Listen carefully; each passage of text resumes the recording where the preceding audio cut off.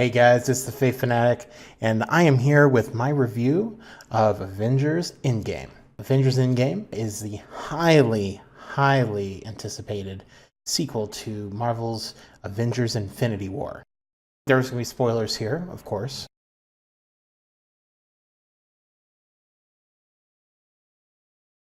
At the end of Infinity War, Thanos, he snapped his fingers and he wiped out half of all life on Earth.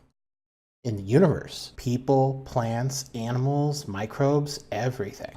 We really pick up on a really somber note. It had been a year since we'd seen this movie, and a lot of us have watched Infinity War 3, 4, 5 times, and have been just watching videos on it on YouTube over and over.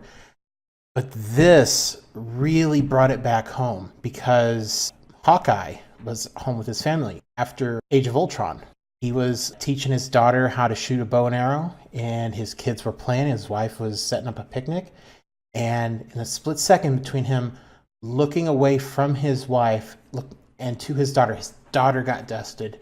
He looked back, the rest of his family was dusted, and that set the pace for probably the next 20 to 30 minutes of the movie.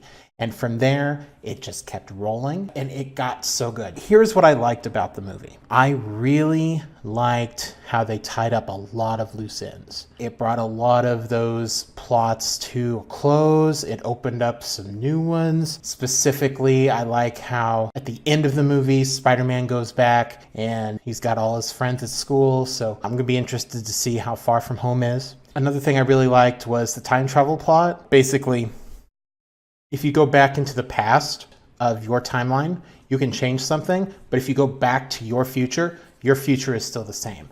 That's basically what they're doing here. It was something that kind of threw me off because it turns out that in Avengers Endgame, at least, Back to the Future is a bunch of bull. I don't know about that, but yeah. I really liked Nebula's interactions with the characters, Ant-Man, and her kinship with War Machine.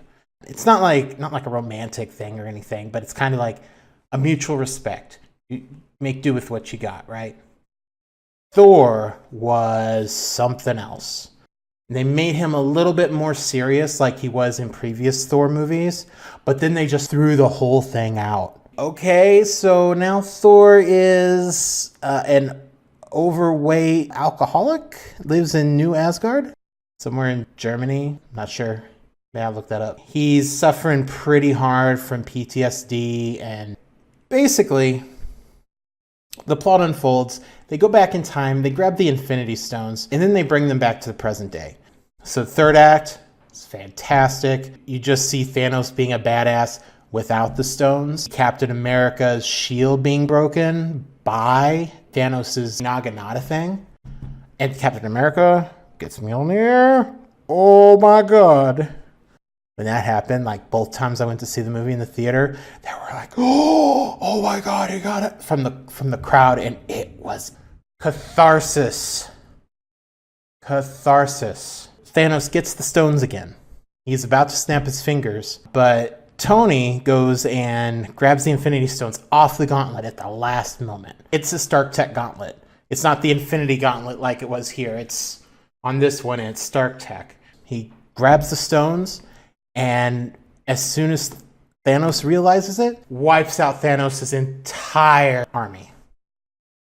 Minus Gamora. There was one thing that really stuck out to me, and that is the death of Black Widow. When they went back in time, they had to grab the Infinity Stones. Unfortunately, the Soul Stone has that requirement that you sacrifice something. Well, they get there, and they end up fighting over who sacrifices themselves. It's Natasha Romanoff, Black Widow, who sacrifices herself to get Hawkeye the Soul Stone. The problem here is, and this is my problem, it was almost the exact same scene. I wanted to see more. Something else. It was a fantastic movie. I give it a 9.99 repeating out of 10. Go see it. This has been the Fate Fanatic. I'm going to let you go. Have a great day. Peace.